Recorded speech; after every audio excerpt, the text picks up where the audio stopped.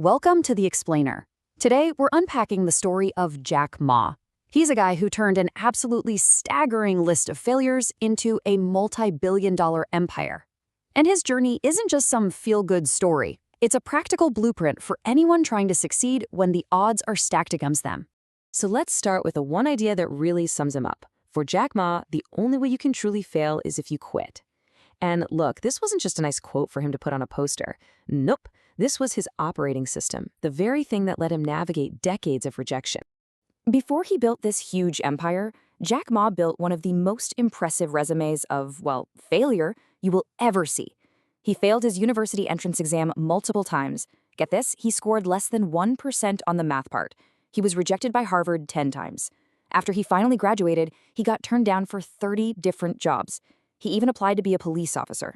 They hired 4 out of 5 applicants, and he wasn't one of them. But the most famous story, the one that just perfectly captures his whole journey, is the one about KFC. 24 people applied for a job. 23 were hired. He was the only one rejected. And then, in this almost unbelievable twist, years later, he acquired the company that owns KFC in China.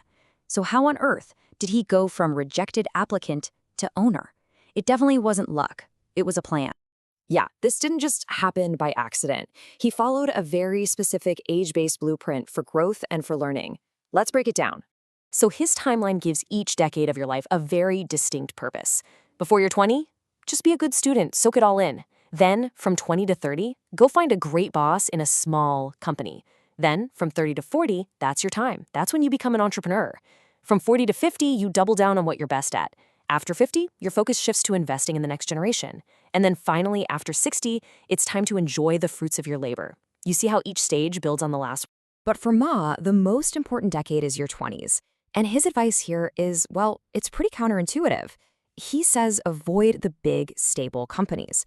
Why? Because you'll just end up as a small cog in a giant machine. Instead, he says join a small company that has a great boss. There, you'll learn about passion, you'll learn about dreams, and you'll be forced to learn how to do everything. That is your real-world MBA. But having a career plan is only half the story. His success is really built on a specific mental framework. And it's not just about being smart in the traditional way. It's about cultivating different kinds of intelligence. He believes you need 3 different quotients to really make it. First is EQ, your emotional quotient. That's for working well with people. That's how you succeed.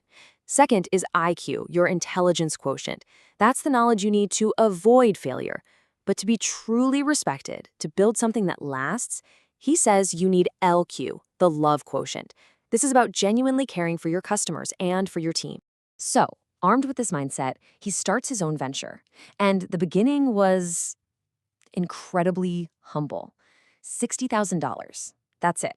That's the total amount he and 17 friends scraped together in his tiny apartment to launch a company called Alibaba back in 1999. And that humble start was followed by years, and I mean years, of struggle. For the first 3 years, Alibaba made exactly 0 profit. They were constantly on the verge of collapsing, just burning through that tiny initial investment to survive. At one of their lowest points, he had an idea that he thought could save them, a trusted online payment system. So he pitched it to every single bank he could find, and every single one said no. The idea just sounded crazy. I mean, who would trust a tiny, failing internet company with their money? He faced total, complete rejection from the institution. This was the crucial moment. This was the point that could have ended the entire dream.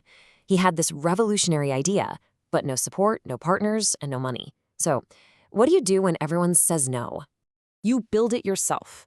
Out of pure necessity, he told his team they were going to create their own payment platform. He even famously said, if one of us has to go to jail for this, I will go.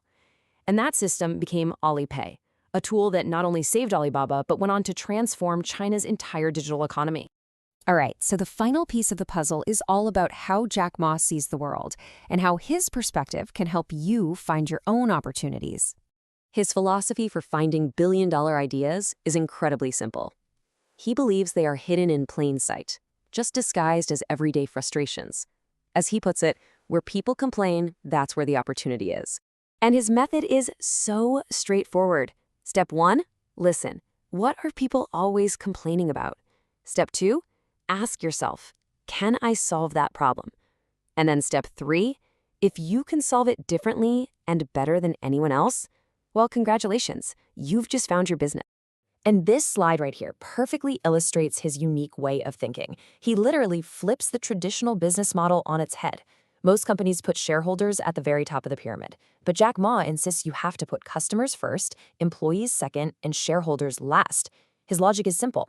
Happy customers keep the business alive, happy employees do great work for those customers, and if those two things happen, the shareholders will be happy automatically.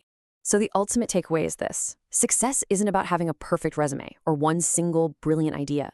It's about resilience, it's about the right mindset, and it's about being willing to solve the problems that everyone else is just complaining about. Jack Ma's story shows that your greatest opportunity is often hidden inside the biggest challenge you see. So the only question left is, what problem will you solve?